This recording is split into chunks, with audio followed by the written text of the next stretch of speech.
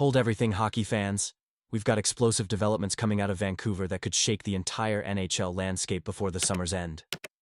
In a stunning revelation that has Canucks faithful holding their breath, Elias Pettersson's agent J.P. Barry has just confirmed what many feared but few dared speak aloud. The Swedish superstar could be on the move despite signing that massive 8-year deal just months ago. This isn't speculation or reading between the lines anymore. This is straight from the agent's mouth on Donnie and Dolly the team, when asked point-blank about General Manager Patrick Allvin's comments about keeping all options open regarding a potential Pettersson trade. Actually, no, Barry responded with the kind of candor rarely seen in professional sports negotiations. It's a business, and we all know they've had discussions over the past 2 years. We'd be naive to think they haven't explored all possibilities with the situation they've had this year. So I'm sure it's still possible. The bombshell admission sends shockwaves through the hockey world, confirming that Vancouver's relationship with their former cornerstone player has deteriorated to the point where both sides are publicly acknowledging a potential divorce. The timing couldn't be more critical. A complete no-movement clause kicks in on July 1st, creating a ticking clock scenario where Allvin must either make a franchise-altering trade or potentially lock the team into 8 years with a player whose performance and fit have come under serious scrutiny.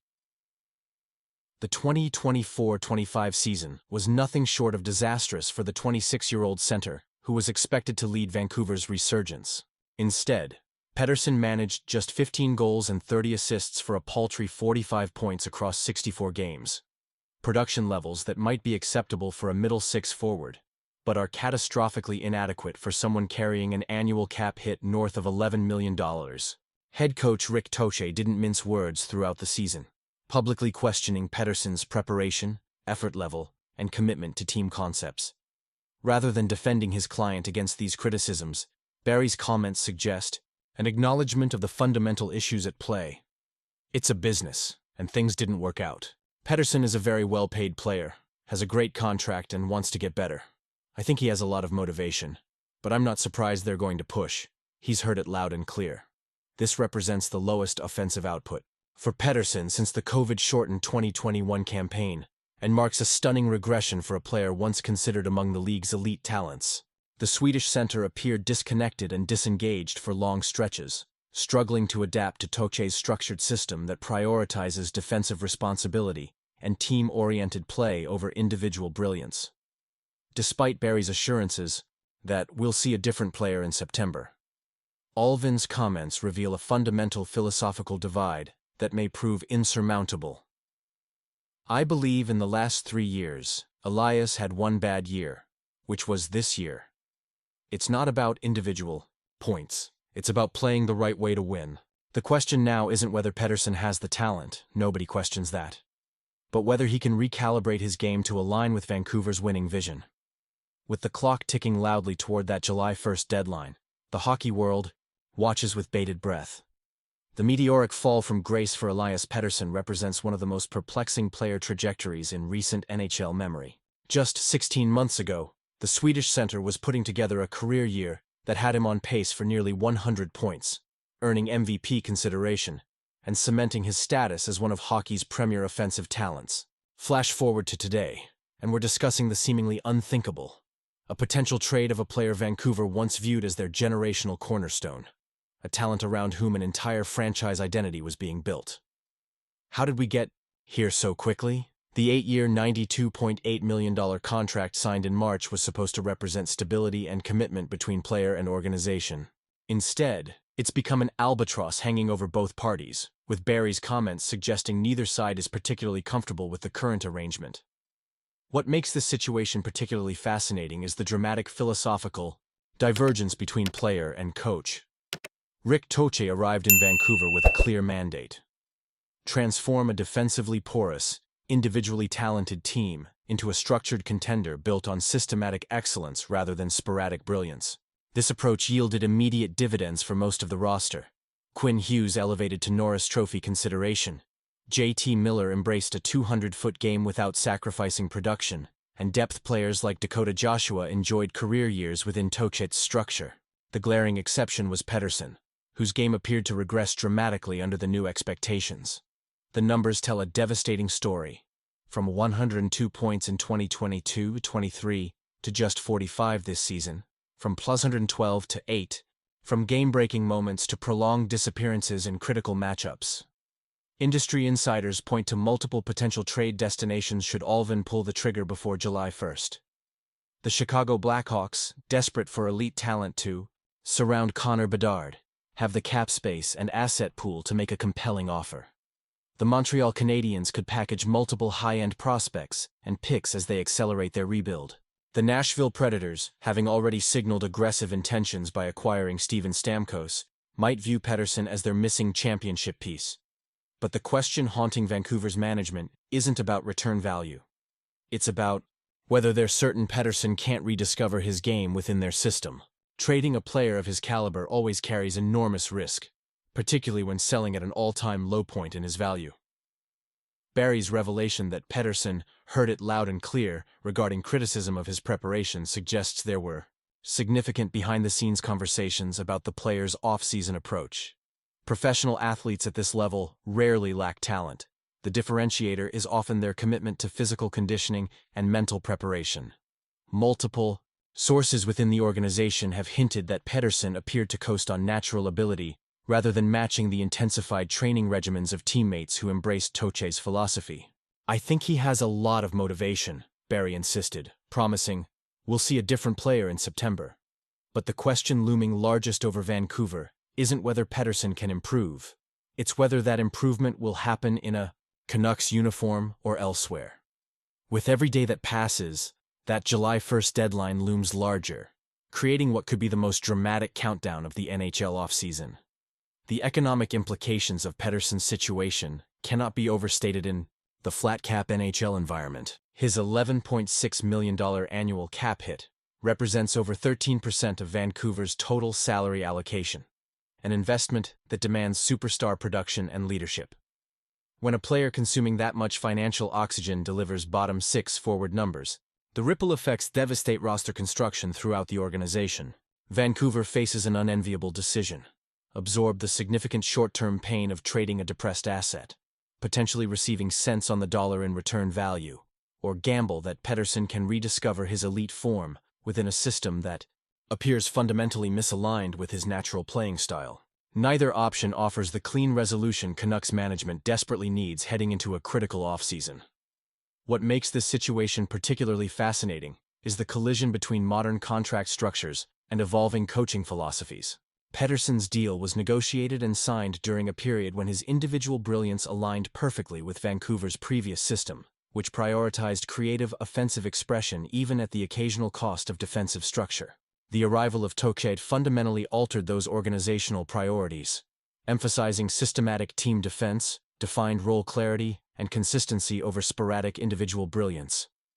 While most of the roster adapted and thrived under these new expectations, Pettersson appeared increasingly disconnected from the team's evolving identity. This leaves Vancouver with a franchise-defining question.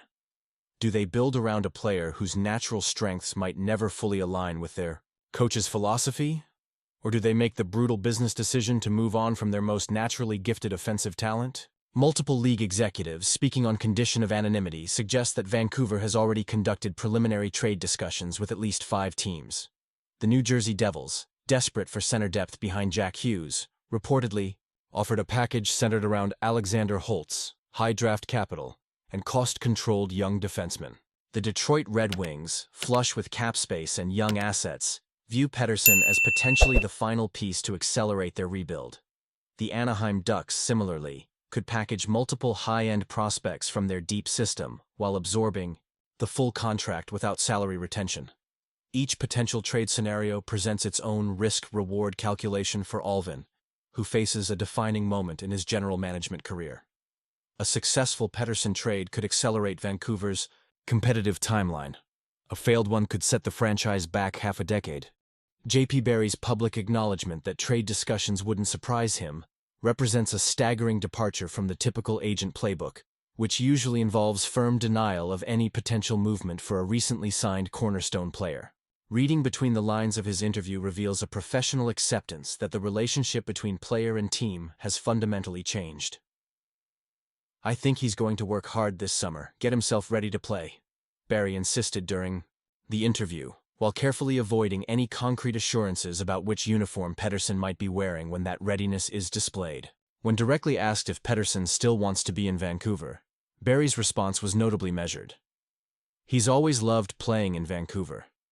The careful use of past tense did not go unnoticed by close observers of the situation. With the July 1st deadline rapidly approaching, what was once unthinkable is now openly discussed reality.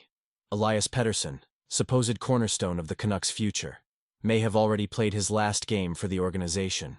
As Vancouver hockey fans process this stunning development, the broader implications stretch far beyond British Columbia's borders. The potential availability of a 26-year-old former point-per-game center with elite playmaking ability could reshape the entire NHL off-season landscape. Teams that might have been content with minor adjustments are now frantically assessing their asset bases and cap situations to prepare potential offers. The feeding frenzy that could ensue would rival any free agency period in recent memory, with the crucial distinction that Pettersson remains under team control for 8 years, eliminating the uncertainty that typically accompanies star acquisitions. For a league increasingly defined by long-term financial planning and cost certainty, a controllable asset of Pettersson's caliber represents the rarest of commodities. What makes this situation particularly poignant is the emotional investment Vancouver's fanbase placed in Pettersson since his selection at 5th overall in the 2017 draft. His rookie campaign, which earned him the Calder Trophy, showcased a sublime skill set that promised to lift the organization from the post-Sedin era into a new generation of excellence. The highlight reel goals, the creative vision, the effortless skating, all of it suggested Vancouver had found their franchise cornerstone for the next decade. To see that relationship potentially dissolve just as it was supposed to be cemented creates a profound sense of whiplash and uncertainty. Fanbase reactions have been predictably polarized, with some defending Pettersson as a misused talent, while others question his competitive drive and leadership qualities. The truth, as always in these complex situations, likely contains elements of both perspectives. Patrick Alvin faces the most consequential decision of his management career in the coming weeks. Trade Pettersson now, and he risks watching the Swedish center rediscover elite form elsewhere while receiving insufficient value in return. Keep him past July 1st, and he surrenders all leverage in future trade scenarios, while potentially committing over $90 million to a player fundamentally misaligned with the coach's philosophy. Either path carries significant risk, neither offers certainty. What is clear from Barry's remarkably candid interview is that all parties recognize the gravity of the situation. "It's a business," he repeated multiple times, the phrase serving as both explanation and warning. The business of hockey often demands difficult decisions, and Vancouver appears on the precipice of one that could define their competitive trajectory for the next decade. For Canucks fans left reeling by these developments, the next month will feel like an eternity. Every insider report, every subtle comment from management, every social media post from Pettersson will be dissected for clues about his future. Has the relationship deteriorated beyond repair? Or could a summer of reflection and communication bridge the philosophical divide between star player and coaching staff? The near-term answer will emerge before July 1st, when Alvin either pulls the trigger on a franchise-altering trade or commits to rebuilding the relationship with his highest-paid player. Whatever happens, hockey's summer just got infinitely more interesting. If you're as shocked by these developments as we are, smash that like button and drop your thoughts in the comments below. Would you trade Pettersson before July 1st, or give him another season to rediscover his game? The clock is ticking in Vancouver, and the entire hockey world is watching what happens next.